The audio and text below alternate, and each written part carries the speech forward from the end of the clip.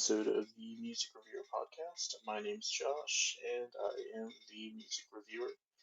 And today's episode it is going to be over the latest Kehlani album. It was good until it wasn't. This is her second full-length studio album, and we'll be talking about this album today, just so everyone knows.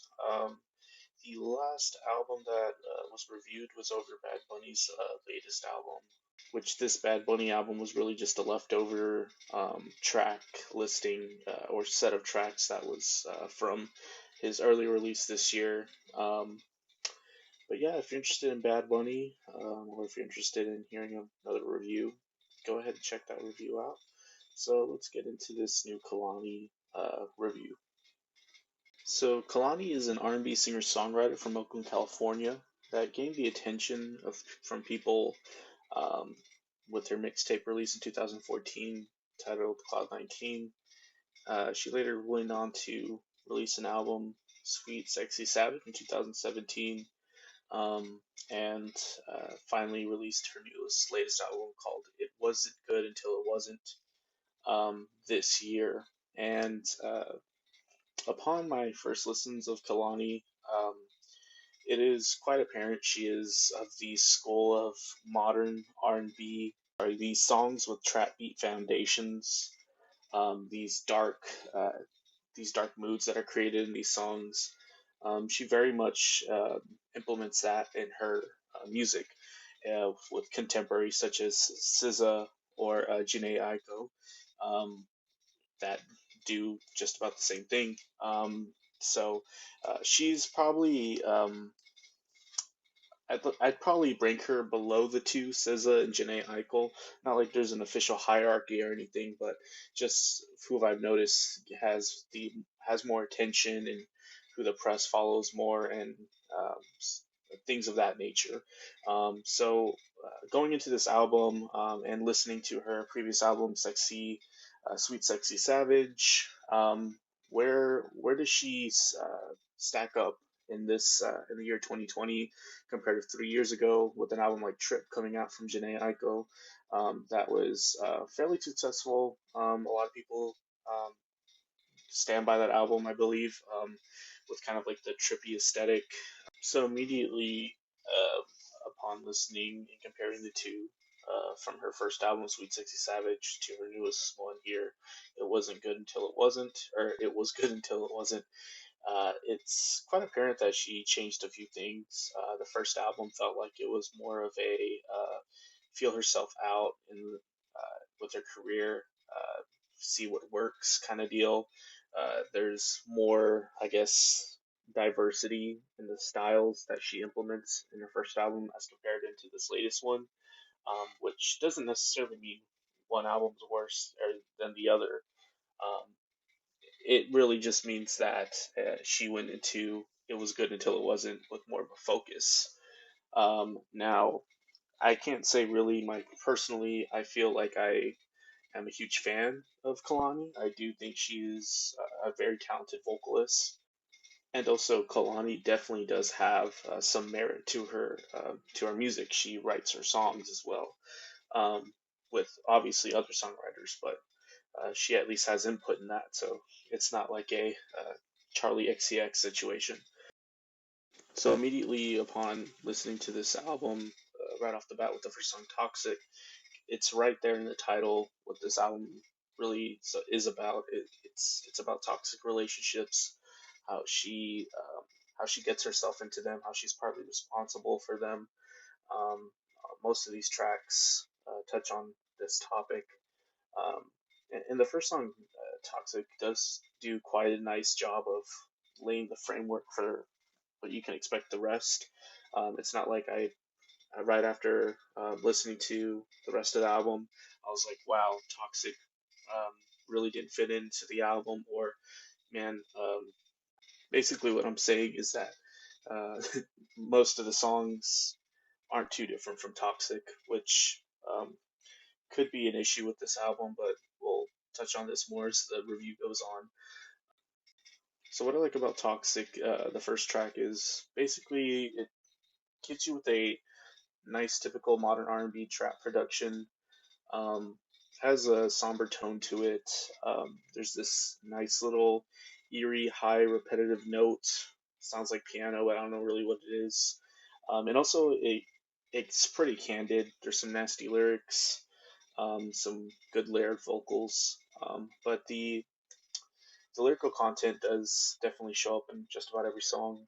She doesn't hold back on what she has to say, whether it's about sex, um, mainly about sex, but other things as well, um, which we'll get into it here on the other tracks I'm about to cover. Um, Bad News is the third track on here.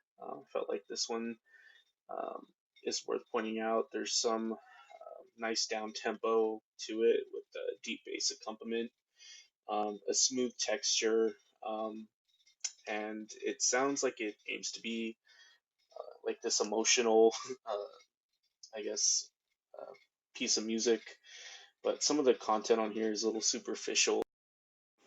So, a topic of having the need or desire of a person to settle down and see what's in front of them and leave all their bad habits behind and basically convincing them to settle down and be with you is basically the gist of this song, Bad News. Now, basically, what she's singing about is essentially what many people would say is a fuckboy. So that's where I feel a little bit of the content is superficial on a track like Bad News, and that happens a lot in this album. Now there's also backtracking to the topic of texture and color. This track sounds really smooth. It happens again in the album with another song called "Serial Lover," but I felt like that was something interesting to point out.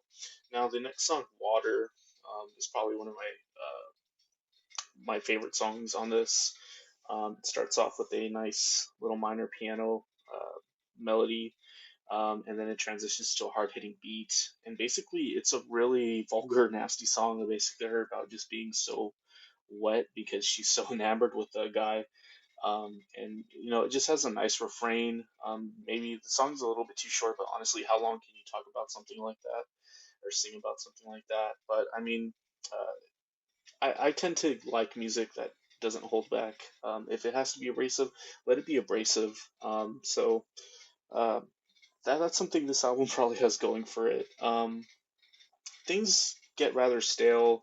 I don't really think anything happens really interesting happens until "Hate the Club," featuring Masego, which I think Masego is just the person that maybe composed this track. It has some nice jazzy chords and instrumentation. It has a nice down tempo.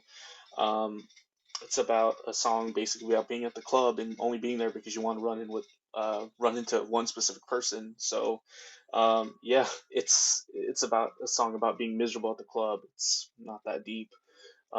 So more it does have more modern R&B production to it. It really just keeps the same vibe going back to the first song, Toxic.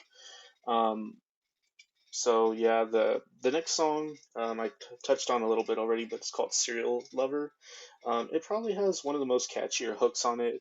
It has this nice smooth texture. It begins with a nice little stutter beat. So it gives the album a little bit more, I guess, dynamics. It's a pretty rhythmic song too. So that song I felt was a little more interesting. Um, F and MU is the next track. Um, it sounds like very similar to maybe an old Timbaland song, just with the production. It sounds almost like it's ripped off, but not that big of a deal. It brings more topics about vulgar sex talk.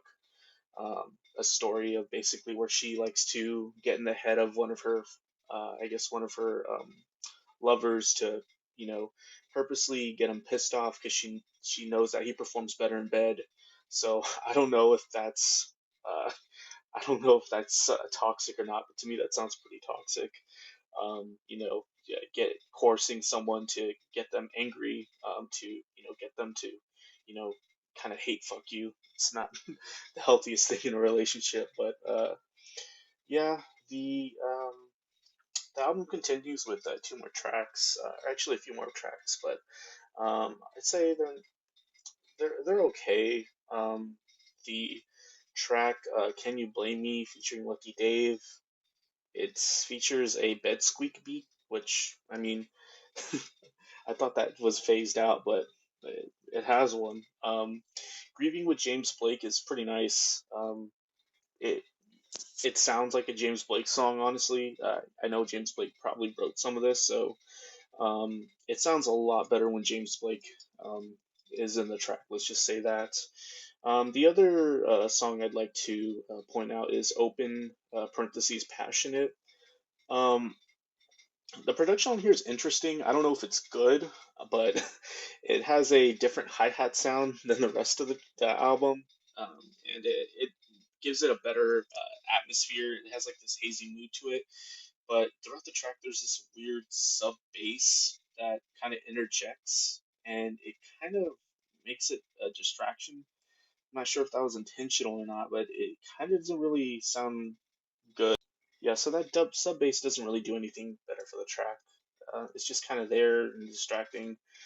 Um, it does later transition to like this downbeat bass driven track, so I guess maybe before that happens, that weird bass part was alluding to what is coming next. Um, but the I guess the second half of the song's better. It's like a beat switch, and um, yeah, it's I guess one of the more interesting tracks on this. And it kind of just ends. This album ends with a rap verse.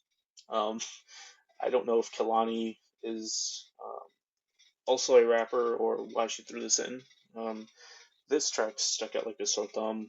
I know it's an outro, but I guess it tries to be inspirational when the rest of the album is just so toxic and I guess dark. Um, so I guess everything, uh, I guess everything together, this album, it doesn't impress me as much as her previous work, and I don't think that's a good thing for Kalani, especially when she's in the category of artists like SZA, Janae Aiko. Um, this is just kind of a very vulgar uh, album that I guess maybe she had to get off her chest, but I try to like this more than I did, and it wasn't terrible. Don't get me wrong. I just didn't really feel like listening to more of it by the time it was over. Most of the tracks are listenable though. I feel overall this is probably like a 5 out of 10. Give it a shot if you're wanting to listen to more R&B, especially modern R&B. The album does have some nice features, which I felt like weren't a bad decision to include artists like James Blake, Janae Aiko.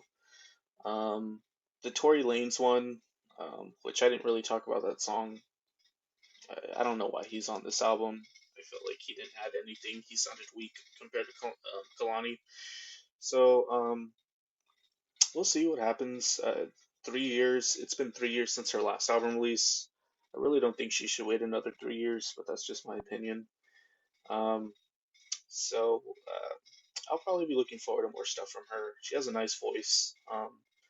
But yeah, overall, this album was just very middle of the road. If you have any, or I'm sorry, uh, so yeah, if you stuck around to the end of this podcast, thanks for listening to the Music Reviewer podcast. My name's Josh, and we'll be talking about more music soon. I'll see you later.